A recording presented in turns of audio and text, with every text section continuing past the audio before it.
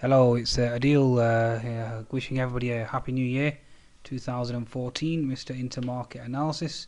It's been a crazy, tumultuous 2 weeks.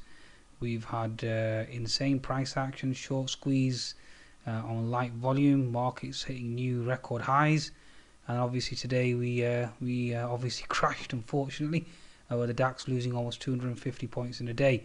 So it's been quite hard to master these markets over the last 2 weeks. My house has been upside down. Unfortunately, not been able to update you all, which I've not done any videos either, mainly because of the light volume and manipulation, etc. in the markets. But hopefully, we're returning back to some sort of normality now, and I'll try and run through that and explain the price action in the last 2 weeks as well. Obviously, I had a bit of a setback, shall we say, physically and emotionally with the asthma attack, etc. But I'm fully fit now, recovered. Hopefully trying to get back to some type of normality. Okay, let's try and have an insight explanation with regards to these markets and see exactly where this FTSE 100 is going. So I did have a swing short on the fundamental analysis service. As you know, I was expecting this head and shoulders formation right here to play out with the left shoulder. Obviously we had the head, and we were basically going to create the right shoulder post QE, or the end of QE, and the tapering decision by the Fed. Unfortunately, we failed. The right shoulder obviously was negated, and we had a short squeeze because we retraced more than 75% of the Fibonacci retracement. So going into 2014, a lot of predictions, obviously, with the FTSE hitting 8,000, 9,000, etc., etc. Goldman Sachs, Barclays.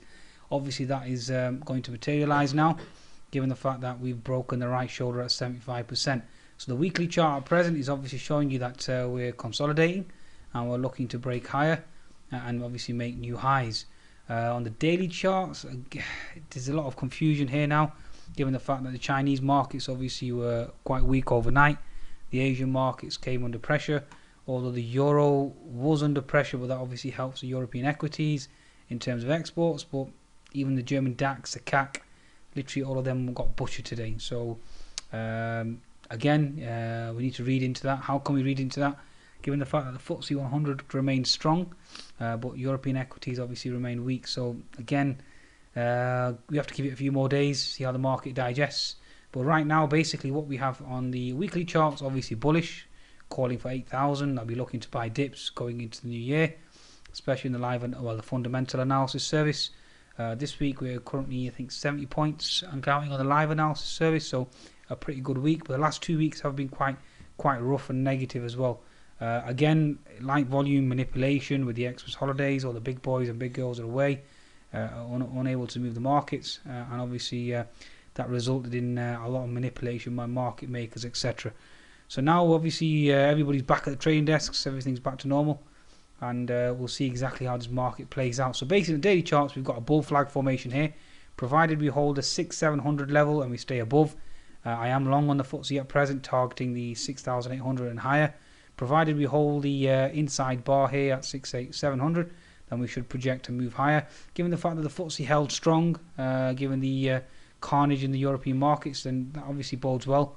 Given the fact that the Aussie USD remained strong even with weak Chinese data overnight. So going into tomorrow, looking for 6,800, provided the European equity markets bounce back and China bounces back.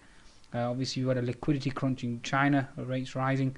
So we'll take all that into consideration as well. So provided we hold 6,700 in the FTSE going into tomorrow, it remains bullish.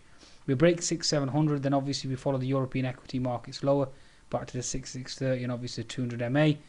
What's interesting is the German DAX has had a lot of gaps left behind, and certainly seems to be closing all those gaps as well. So keep an eye on the German DAX, really. That's going to be the one that will be dictating direction.